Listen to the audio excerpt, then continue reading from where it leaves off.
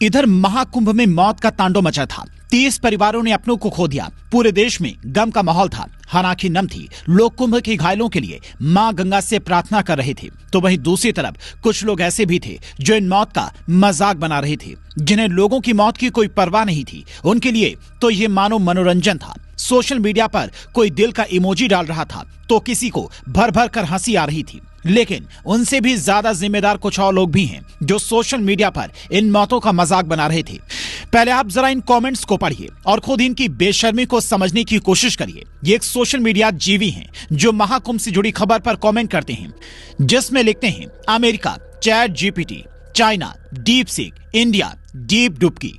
इस कमेंट पर कई और लोगों ने भी अपनी बेशर्मी की हंसी दिखाई है। तो वहीं तैयब अंसारी नाम की यूजर ने कमेंट किया, ये भगदड़ वीआईपी लोगों के आने से हुई है। सबको 8 से 10 घंटे एक जगह पर रोक दिया गया, फिर एक जगह ज्यादा लोग होने की वजह से ये स्थिति उत्पन्न हुई।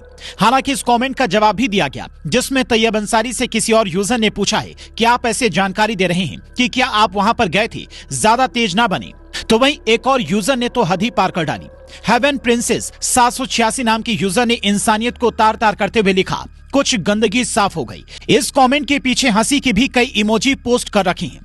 इन कमेंट्स करने वालों में सिर्फ तैयब अंसारी या फिर 786 वाली प्रिंसेस मोहतरमा ही नहीं है। यहाँ इतने लोग अपनी जाहिलियत का खुला प्रदर्शन कर रहे हैं, जिन्हें गिनते गिनते सुबह से शाम हो जाएगी, लेकिन इनकी गिनती खत्म नहीं होगी। ये तो कुछ सोशल मीडिया पर उछल कूद करने वाले मेढक थे, लेकिन देश की बड़ी बड़ी राजनीतिक पार्टियों ने भी अपनी संवेदनशीलता इस मुद्दे पर पूरी तरह से खो दी। फिर चाहे वो कांग्रेस हो, आम आदमी पार्टी के मनीष सिसोदिया या फिर समाजवादी पार्टी के मुखिया अखिलेश यादव ही क्यों ना हो। हाथरस कांड जैसे संवेदनशील मुद्दे पर कानून व्यवस्था तोड़ने वाली राहुल गांधी वीआईपी कल्चर और बेहतर इंतजाम की बात कर रही हैं, तो वहीं मनीष सिसोदिया कह रहे हैं कि कुंभ में शानदार व्यवस्था है और अखिलेश यादव नैतिकता के आधार पर योगी आदित्यनाथ से इस्तीफे की मांग कर रहे हैं। लेकिन शायद वो ये भूल जाते हैं कि 2013 में जब आजम खां की सरपरस्ती में इन्होंने कुंभ का आयोजन किया था, तब क्या व्यवस्था रही थी, कितने लोगों की जान गई थी। अखिलेश को तो छोड़िए, आजम खान ने भी इस्तीफा नहीं दिया था। जब लोगों को दिखाने के लिए आजम खान ने इस्तीफा दिया तो उन्हें अखिलेश यादव ने उस इस्तीफे को स्वीकार नहीं किया था।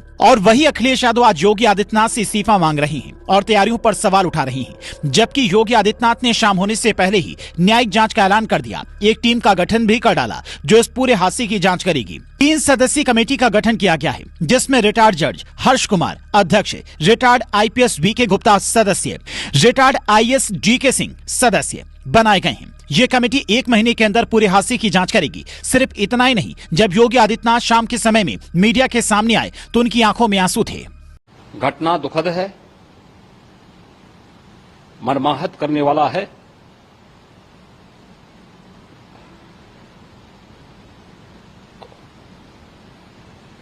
उन सभी परिजनों के प्रति हमारी पूरी संवेदना है। हम लोग रात्रि से ही लगातार प्रशासन के संपर्क में हैं। मेला प्राधिकरण, पुलिस प्रशासन, एनडीआरएफ, एसडीआरएफ,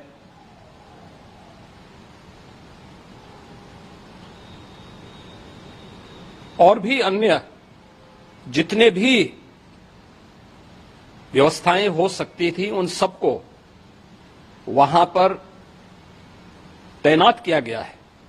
जनता की जान गंवाने पर आंसू बहाने वाला सीएम हर कोई नहीं होता, वरना हादसे तो सभी राज्यों में होते हैं। लेकिन अपने राज्य की जनता के लिए हर कोई योगी की तरह रोता नहीं है। सीएम के आंसुओं ने एक बात और साफ कर दी कि अगर इस भगदड़ के पीछे किसी की साजिश होगी तो वो उसे छोड़ेंगे नहीं। फिर चाहे कोई नेता हो, गैंगस्टर हो या फिर अधिकारी ही क्यों ना हो, योगी का बुलडोजर उसे रौंद कर ही रुकेगा। लेकिन इन सोशल मीडिया जीवियों को न योगी के आंसू दिख रहे हैं, न उन परिवारों पर टूटता गमों का पहाड़ दिख रहा है। इनके लिए तो मानो ये कोई मनोरंजन का साधन है। लेकिन ये लोग 2024 की हज यात्रा को भूल गए, जहां भूख और प्यास से तड़प तड़प कर करीब 100 भारतीयों ने जान गंवाई थी। साथ ही ये भी भूल गए होंगे कि दुनिया भर के लोगों में से 1000 से ज्यादा लोगों की मौत वहीं हो गई थी, जिनमें से ज्यादातर लोगों के शव भी वापस नहीं आ सके थे। जबकि हज यात्रा पर तो केवल 20 लाख के करीब यात्री ही पहुंचे थे, लेकिन कुंभ में तो एक दिन में ही 5 करोड़ से ज्यादा लोग पहुंचे थे। ऐसे में सीएम योगी पर उंगली उठाने वालों को, महाकुंभ का मजाक बनाने वालों को एक बार फिर अपने गिरेबान में झांकना चाहिए कि क्या वो सही कर रहे हैं या गलत।